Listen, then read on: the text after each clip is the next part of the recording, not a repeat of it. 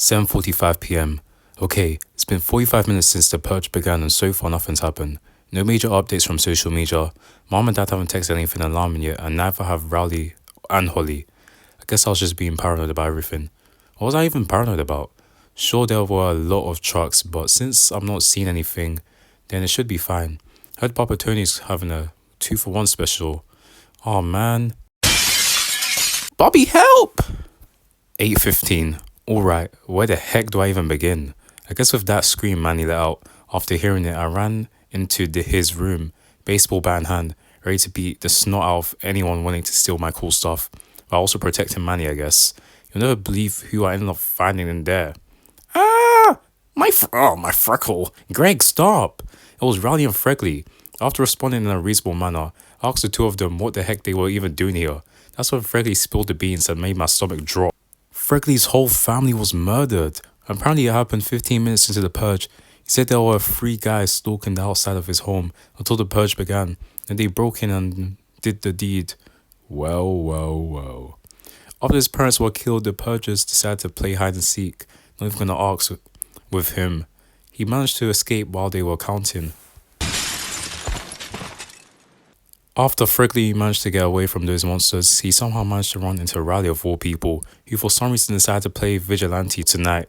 When I asked him why he even decided to go out tonight, if he's so against the purge, he told me that he couldn't just let bad things happen and he has the means to stop it. Gotta admit, I never expected Rally of all people to say something like that. As sad as Freckly's story is, I can't let either of them stay. If those psychos end up following him, then they could end up coming for me, and I don't want that. Of course, when I told Rowley this, he got mad, so we ended up making a deal. If I could find somewhere safe to take him, then he would get him out of the house. Alright, this shouldn't be that hard. All I have to do is call mom and dad to let them know about the whole situation. I'm sure they will be willing to help and... Someone just rang on the doorbell. Someone rang on the doorbell. That can't be mom or dad. They have the keys, so they would be able to get in without having to knock. It can't be our neighbours because last time I checked, they also left for the festival. If it's not them, then that can only mean one thing. Okay, if we don't make any noise, then maybe we can trick them into thinking no one's home. None of the cars are in the driveway and the lights are off. They're still knocking, so this could take a while. I sent a message to mom and dad, but still haven't answered. The ringing stopped, so I'm going to check the peephole. They can't still be here, right? At 13 p.m. Hey, we know the freak with the glasses is hiding in here. I'm writing this from the inside of my parents' room, since it's the only room in the house that doesn't have windows. Ryan and I secured the room with a chair while Freckly and Manny made those toothpick ball things that he tried giving me as an apology for messing with my console. Phone like this. The plan is to wait them out while we're staying in here, and if one of them were to break in, then we would throw Manny's spike balls into their eyes. If they end up following them, Rowley and I would beat them with our bats. Hopefully we wouldn't have to. To be honest, I'm not even sure if that idea would work. But unfortunately, it was all we had. 10:43 p.m. It's been about an hour since I wrote in this thing, and I have a lot to say, I guess. One of those psychos managed to break into the room by brute forcing their way into the room, so we enacted the plan. Yeah!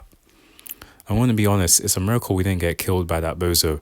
Rowley used his sick martial arts skills to take out his weak points while I struck him on the head.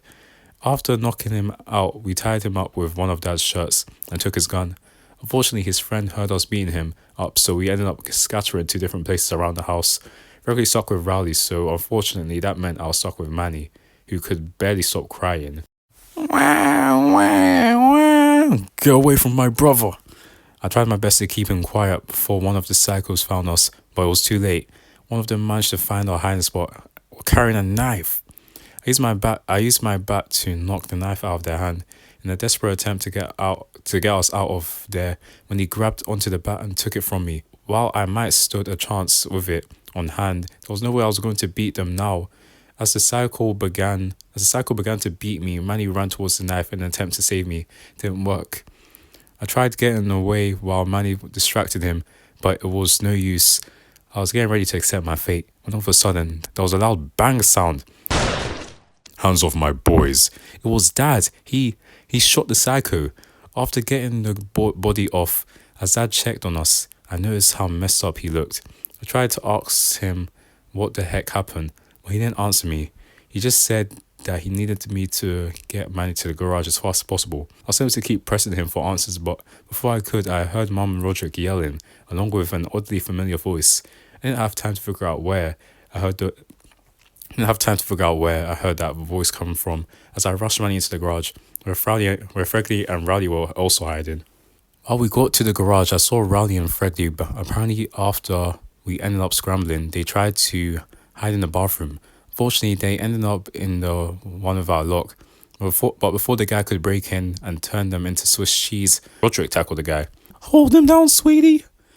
While we were hiding in the garage, we suddenly heard a loud banging sound and then silence. It all stood still. After a while, the door began to open, so we were getting ready to throw down. Before we realized it was just Mom, Dad, and Roderick. Not gonna lie, I almost cried when I saw them. Manny did just straight up cry and ran into Mom's arms. Dad went over to check on Rowdy and Freddie, so I decided to ask Roderick what the heck happened to them. Here's what Roderick told me. It got bad out there, Greg. Really bad. It started after Loaded Diaper played the first song of the night. We were chilling backstage and I was trying to flirt with a chick who was into Civil War stuff. So in an attempt to impress her, I called Dad to ask to see if he could help. But for some reason, he wasn't answering my calls.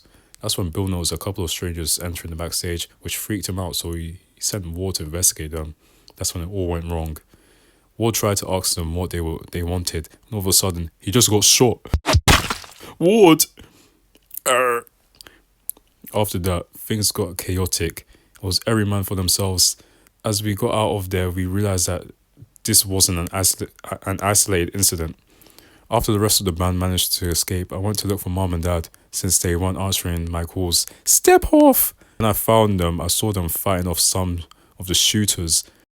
After we managed to escape from the festival, I asked them why they didn't answer my calls. They said that before the chaos began, a pair of Purges mugged them and tried to kill them. Dad was able to take out one of them and gave their gun to Mom, but the other one managed to escape. As we drove away from the carnage at the festival, we noticed that the streets were not any better. When we got home, we noticed a truck in the driveway. We rushed into the house, saved your two widow friends, and well, you know the rest. Well, that explains why Mom and Dad didn't answer any of my messages when I texted them. Still, that hasn't really calmed me down at all. The whole town was thrown into chaos by those trucks, and that somehow doesn't explain why those three psychos killed Fregley's family. Fortunately, we saw our disc joke tied up. Ready to talk? We managed to get some info from them after a nice talk. Apparently, he and his friends were hired to take out a list of problem families all around town, which surprisingly also included my family. When we asked if he had anything to do with the trucks, he said no. Well, that just made this whole situation even more confusing.